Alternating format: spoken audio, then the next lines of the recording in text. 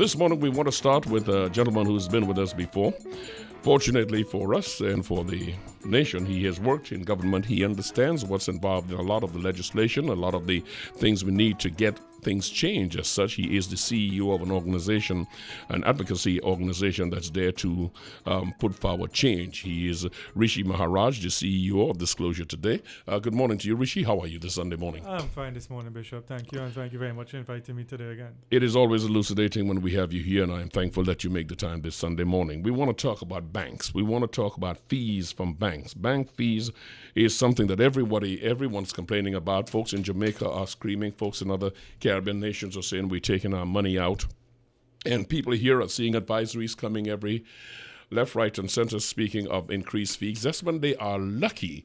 And also they see these fees when they take time to read into what are called sundry charges, which is a collection of a lot of things that you go like, really? Really? What? Oh, are you charging for that too? That sort of situation. Bank fees can include monthly maintenance fees, overdraft fees, online bills. That's bill fees, return check fees. You also pay if you send or receive wire transfers. You get a cashier's check, a money order. You have them mail you information about your statement. You've got to pay for that too. Online access to old statement, you pay for that too. If you're downloading financial data into a program such as Quicken or so on, copies of canceled checks, so any of these things is going to cost you a lot of money. Accounts with small balances incur fees that will deplete the account, running you into service charges, which is due on that account. Or if you decide, I didn't have enough money there, leave that alone, I'm going to open another account in the same bank. Hey, you didn't get away. They're going to bring those charges. You have to pay that too. Of course, by far the most lucrative channel for this is what is called overdraft fee. Overdraft fees, that happens, $35 per occurrence. And there is this suspicion by many advocacy groups, and it has been said many times, that bank is going to receive 3 debits from you. They will take the one that costs demands the most money, look at your account, and if they hit that and you go above what you have there, then you pay overdraft fee. And you don't pay that overdraft fee in 14 days, they have extended overdraft fee. I get the feeling there is no way this can be right, in the sense that we are talking about basic services. I mean, you make an appointment, first of all, to give them your money, which is to open an account. And then you pay to deposit your money. And then you pay to take your money out. And every transaction you pay. Good Lord, man. What is going on here, Rishi? Well, I think to begin with, you have to understand what's the initial purpose of why banks came into existence. I think the real purpose why banks came into existence many centuries ago was that people were afraid, of course, back in those days, you would keep your money in a house or some particular place. So they set up these institutions for you to be able to put your money in safely, then you can go and use them. But over time, somehow banks have seemed to become these monstrous institutions over which they seem to charge for every single penny that you put into it. There are some people who say over time the banks have taken over from the gangsters you were trying to run away from. They're called banksters now by many people. They're now the gangsters in the jacket and, yes. and the white shirt and the black tie. Yes, I mean, this is ridiculous. How can you have basic services that you're paying for everything? There is nothing that you're getting here as a right to give them your money. Mind you, and as most folks know, banks don't, well, they're not supposed to primarily make their money off service fees. It's supposed to be the money that they loan to other people at interest, and that's how they make their money. But it seems as though from the declarations I have seen from a lot of these profitable banks, it has now become the new coin of the realm to have service charges make the profits they're looking at. Right, exactly. I mean, before I came on this program, I was actually looking at some of the financial statements of some of the banks within Trinidad and Tobago. And when you look at their profit and loss statement, look at where a lot of their money is coming from. You're now seeing it coming from commissions and fees and these sort of things. So it seems to me the problem that banks have realized that because of the current financial state, probably they're not going to be making as much money as it is from loans or from those other instruments, investments, because the market is not there for it. So they're now going to have to try some way to recoup and make the money that they need to make. And of course, you also have to remember that banks have a fiduciary responsibility, not to you and I, but to their shareholders first of all. So their job is to make profit. And the profit, they're going to have to make the profit one way or the other. And personally, for me, I think it's unfair to be charging, and because the majority of the deposits that go into banks are not from big businesses, right? Are not from government. It's from the normal man on the street. The normal man in the who street. gets a salary at the end of the month. The money goes into the bank. He uses that money to be able to pay his mortgage, to pay his bills, send his children to school, take out a loan for a vehicle, house maintenance, repairs, whatever. And now you're going to charge him extra to maintain whatever small little money he has. And of course, mind you, the savings, the interest that you get on savings, I mean, what it's is it? pitiful. It was 0.15 0.15. I mean, exactly. It's not much at all. As opposed to the interest you pay when you take out a loan. I think now the mortgage interest rate is, 9.5% or thereabouts. So, let's see if we can spread this just for a moment. Just on that statement, at my guess, in case you just locked in, is Rishi Maharaj. He's the CEO of Disclosure Today. We're talking about the banksters and the bankers. And here is what we're talking about here that's difficult. If I am going to make an appointment to give you my money, then I'm going to pay a service charge. Sometimes if I marry that interest on my savings account, I may end up paying more for one service charge than I'm going to make in a year on what I put up there in savings. Exactly. I mean, there is something wrong here. And the other problem is there's lack of competition, because it seems to me that you obviously can make the point, okay, if X bank is charging so much, they just take out the money and you go to bank Y or to bank R or to bank S. But it seems that all these charges are now commonality among all the banks. So then the question is there a cartel that exists, probably within the Bankers Association of Trinidad and Tobago, in which they come together and they realize, let's do this together. So then it keeps us profitable from one end, because you're seeing banks making obscene amount of profits, even in these tough, challenging economic times. So then you cannot, no man cannot now say, I'm going to take my money out of this bank and put it into another bank, because if he seems to be spread about. So what are you going to do? And many times, I'm sure you have heard it too, and I've got a friend of mine who argues with me all the time, good morning T, argues all the time that the free market will take care of itself. If you have, this is what we do, is the capitalist system. The free market will encourage a competition, and competition will do exactly what you said should prevail, and I can move from this bank and go to that bank. But free market is not working. It's not working for the purpose of there seem to be, exactly as you say, a wink, a nod, and or if not open agreement among all the institutions. This is what we're going to charge.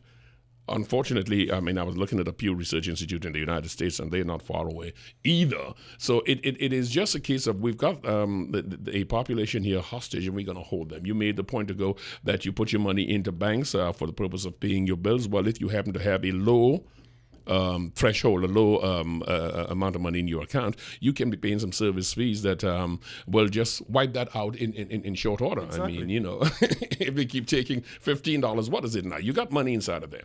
So they're going to take the monthly fee, average of $15, some more. Well, let's say the average fee of some more, but I don't lose sight of that. But the average median is going to be $15. In addition to, you've got one withdrawal you can do over the counter.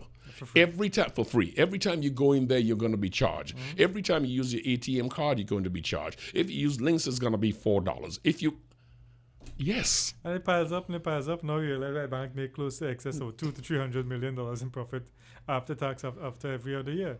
I mean, the only solution I think that we can look at is, I think we need to go back to our history and the things that existed beforehand. I mean, we had the susu, of which many Trinidadians and Tobagonians are familiar with regards to you'll hear that back in 50 years ago, many people built their houses or built their homes on the susu. When they got their hand. Exactly. And then you have the whole idea of other institutions that exist. But of course, yes, time because of legislation, for example, credit unions. And that credit unions are subject to correction. I'm not sure if this is correct, but I believe that you're not actually allowed to get your salary to go to credit unions. I could be wrong on that, but I think there are some issues with regards to that. But there are other institutions out there that you can use that, to me, have I would say, in quotation marks, more of a heart, I guess for their customers, and that's how it's been the problem with banks. Many people say the banks are heartless. You miss one payment at the end of every month, and all of a sudden you're on the phone calling you, telling you, well, the problem of repossession. I want to get to that in a second. I just want to stay just for a moment, Rishi, if you would allow, just to deal with this fact that there is no basic service that comes with your deposit. Let me go back to one of the statements I made earlier. They're going to get your money. It's going to be in their hands. They are going to loan it to other people. They're going to get big interest on that. If you are a contributor to this reservoir, of money, then surely you must get something. If you missed it, you're not getting anything on your savings account. Forget about that. 0.15 is really no money. So these basic service that we are not getting, and we have to pay for every single thing. Is there not a body somewhere? I don't mean a banking body, because that's like putting the fox in the hen house. Is there a body here in Trinidad and Tobago, in the Caribbean, or one that you know internationally through your organization's disclosure today, that monitors these charges and so on? Well, I know, for example, in Trinidad and Tobago, we have something called the Financial Ombudsman that exists.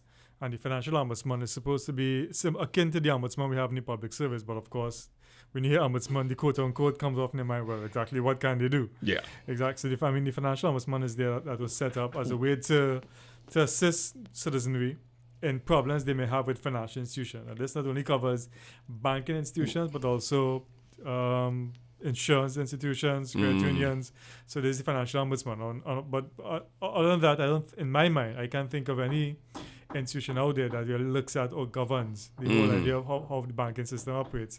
And the problem with the banking system, it's similar in most jurisdictions. And sometimes these banks are so big and so entrenched that they become, as the famous saying back in 2008 during the financial crisis in the US, too big to fail. And then they're the ones who get bailed out first. And then afterwards, everybody else is at the bottom of the pile. So, it creates a problem of you're damned if you don't, because in the end, you have to go to the banks to get business done any way you want to do it. And there's no other way to get around it. So I think we really need to have a proper lobby to really get at this. I know, for example, right now online, there's a petition going around online on change.org. And that's really looking at this whole idea of banking fees and ATM fees. Yes. And I think that's probably one way we can start to generate people's interest in going at it, and probably getting government to take a look at it and seeing if government has the ability to intervene and mitigate. Of course, like your friend rightly mentioned, we're in a free market economy. And there's how much really power does the central government, Ministry of Finance, or the central bank have? But I think if the population could come together and really stand and say, you know what, we understand banks have a purpose and the banks have to make their money. We're not arguing that the banks have to make money one way or the other. And some of the fees, okay, but you have to realize some of these fees are over-exaggerated. It really, to me, some of them make absolutely no sense. Not only that, the duplicated charges is what you're looking at here. Now, I don't want to, and I will stay away from naming any institution, because that is not necessary, as this is a pervasive problem. It's across the banking institution. But there is, for instance, we have a carpenter in here somewhere. There is an institution, there is a country where folks are threatening to take their money out because they're saying, like, you can't raise these rates just like this arbitrarily and charge us for every single thing we do. Exactly. And you may get to the point, as you said, where the populists get together and say, listen, let's do some more looking into a credit union. Let's go back to under the mattress. I mean, because at the end of the day, this is not making sense for listeners to understand the gravity of what we're talking about. You know what you pay day to day, but there is a line called the non-interest income that banks make. What that means is that they don't have to pay out anything on this. It's just non-interest income. This is all they make. And if you look at the countries broken down, you'll see that Trinidad and Tobago, in the English speaking within CARICOM, ranks 7 out of 32. Chile, of course, in the world has the lowest of 21. And it's amazing, by the way, in that CARICOM area, Antigua has a percentage of 68, while Trinidad and Tobago, 68%. Trinidad and Tobago has a 32%, is what they get from this non-interest income. If you're making all this money and you're not paying back anything else, isn't that enough for you to give me some basic services? It should be enough to give people some basic services. And that's the problem that we seem to face. The fact that banks seem to make this obscene amount of money. There's excess liquidity in the market. And so obviously then if you want to balance that with what's going on right now in the country, with the government saying that they're in a bind, then obviously these institutions should now step in and try to assist. We've heard umpteen times, I've heard it umpteen times, where people saying they can't get corporate sponsors to do X, Y, and Z. And we have these mega corporations, apart from banks, that seems to make a lot of money, but somehow is it reinvested back in Trinidad and Tobago?